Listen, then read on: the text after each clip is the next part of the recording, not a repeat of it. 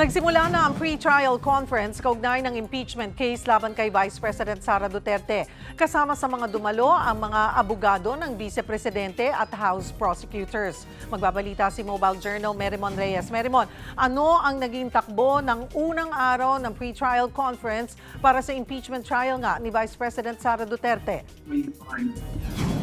Cheryl, sa ngayon ay nagpapatuloy pa itong closed door na meeting kung saan magkakaroon ng marking ng ebidensya, ng mga testigo o witnesses na ipepresenta sa trial proper. Ngayon, ang sinasabi ang nakausap kasi kanina ng media ay si Attorney Michael Powa mula sa defense team ni Vice President Sara Duterte na sinasabi normal lang naman daw kung sakaling magkaroon ng ilang tension sa loob.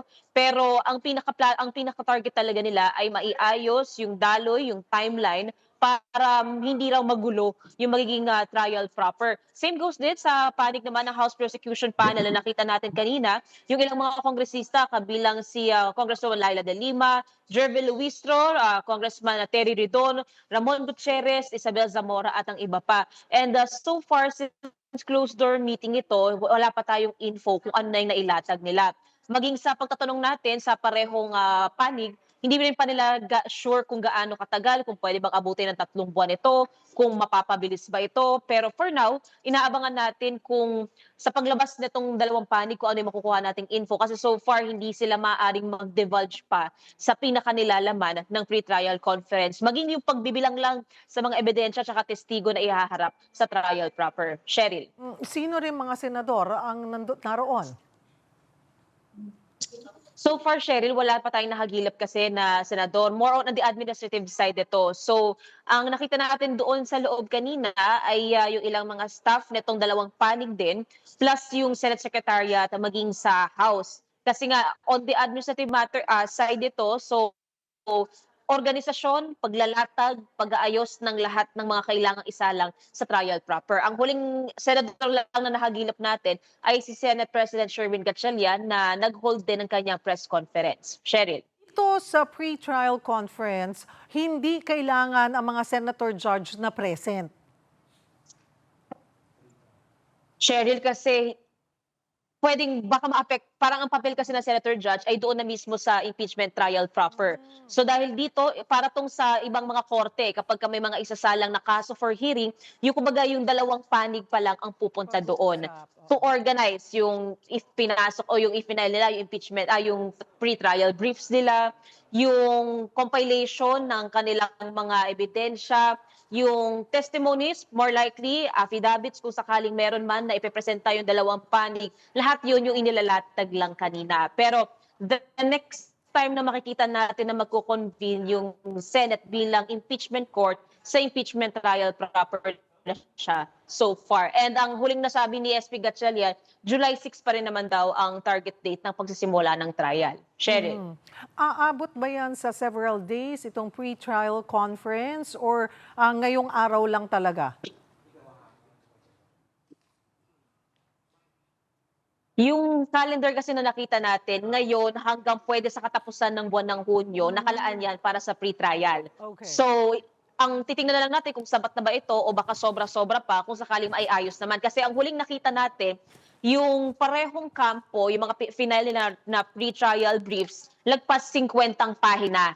So, ganun karami yung kailangan nilang markahan, yung kailangan nilang ayusin yung order ng pagpepresenta. Dahil kung titingnan din sa trial proper, hindi rin naman siya iisang araw lang na may sasagawang impeachment. Baka ilang araw, linggo o buwan din ang aabutin nito. So ganun karami rin yung kailangan nilang ilatag sa pre-trial conference. And so far, hindi pa natin nakahagilap yung kahit na sinong panig na lumalabas.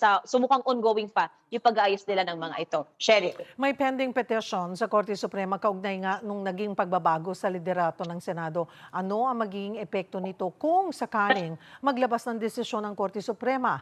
Nagparamdam na ba si dating Senate President at ngayon Minority Leader Alan Peter Cayetano din? Cheryl, ayon kay SP Sherwin Gatchalian, wala pa raw so far pagpaparamdam mula kay Senator Cayetano, pero plano niya naman daw kausapin pa at bukas naman daw yung pinto niya na makipag-usap sa iba pang mga senador na hindi niya nakita na pumasok sa special session kahapon. Pero nilinaw niya na kahapon, dahil nandito sa session sina Senator Camille Villar, sina Senator Amy Marcos, sina Senator Lauren Legarda, Senator Bongo, lahat naman daw ng mga yan nakausap. Kaya, for example, yung sa case sa Senator Bongo, nakuha niya na yung committee chairmanship ng Youth and Sports. Yung Government Corporations Committee, napunta na rito kay Senator Camille Villar. So, ina-appreciate daw ni SP yung pagpunta ng ilang minority senators. Pero, so far, may plano rin naman siya na makausap pa raw yung ibang mga miyembro ng minority. Tungkol doon sa petisyon na final naman ng kampo na to sa Supreme Court, wala pa naman daw TRO o Temporary Restraining Order. So far, tuloy-tuloy naman daw yung kanilang operasyon. Etong petisyon, dahil nasa SC, ipinapaubayan na raw nila sa SC. Pero traditionally, so far nirespeto raw nito yung operasyon, yung paggalaw ng Senado. Pero kung ano man daw maging desisyon, for now, tuloy-tuloy ang operasyon ng Senado. Kaya sinasabi ni SP Gatchalian, etong bagong season na raw ng Senate Flix, back to work season na raw ito. Plus, pinapatawag niya na rin yung mga senador na may kanya-kanyang komite na mag-organisa na rin daw at ipagpatuloy na magsagawa na raw ng organizational meeting pati kanya-kanyang committee hearings. Cheryl. Maraming salamat, Mobile Journal, Merrimon Reyes.